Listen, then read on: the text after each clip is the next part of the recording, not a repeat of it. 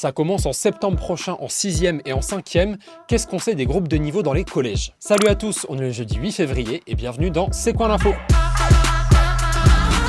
Déjà, c'est quoi les groupes de niveau? C'était la grande annonce de Gabriel Attal quand il était encore ministre de l'Éducation. L'idée de base, elle est simple, aider les élèves les plus en difficulté. Pour ça, il y aura donc ces groupes de niveau.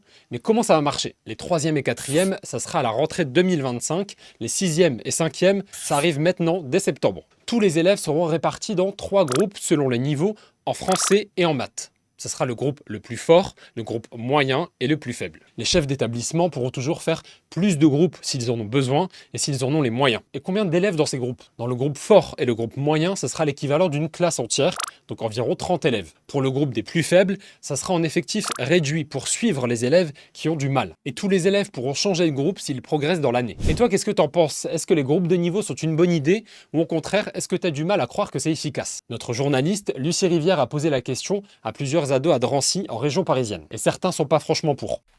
Je trouve que mélanger tous les élèves de différents niveaux, je trouve que c'est mieux. Parce qu'on peut s'aider les uns les autres. Et par exemple, si on met ceux qui sont plus en difficulté ensemble, ceux qui sont meilleurs, ils peuvent se moquer aussi.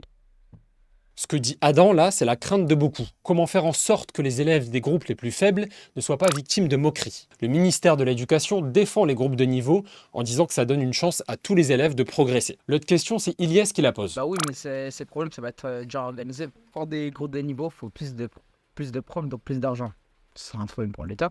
Et c'est la question que beaucoup se posent, quels moyens pour les groupes de niveau? C'est en partie pour ça que beaucoup de profs ont fait grève ces derniers jours, parce qu'ils se demandent comment ils vont faire. Pour nous, c'est important d'avoir des classes qui sont ouvertes à tous et qui sont mélangées. Et puis on sait que c'est ça qui tire les élèves vers le haut et non pas de mettre de côté les moins bons élèves. Le groupe de niveau va casser la cohésion de classe des élèves, c'est-à-dire on a eu tous, en tant qu'enseignants, des expériences où les élèves faibles étaient tirés par le haut par des élèves forts. Il y avait une cohésion de classe, il y avait une dynamique de travail.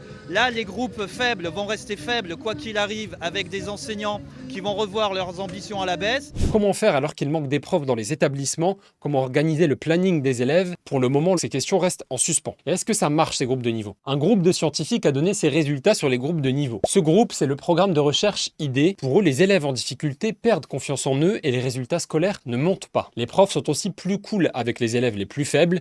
Ils attendent moins d'eux et ça ne les aiderait pas à progresser selon l'étude. Leur conclusion est claire. Elle dit que les regroupements permanents, comme les groupes de niveau, sont inefficaces. Mais attention, le rapport PISA, le programme international pour le suivi des acquis, dit que ça peut marcher. Il constate une relation positive entre les performances en maths et les groupes de niveau, mais uniquement si le groupe est limité à quelques élèves. Et voilà ce qu'on pouvait dire pour le moment sur les groupes de niveau. Merci beaucoup d'avoir regardé la vidéo jusqu'au bout. On en reparlera forcément dans C'est quoi l'info. D'ici là, on est sur les réseaux et moi je vous dis à très vite. Salut, salut!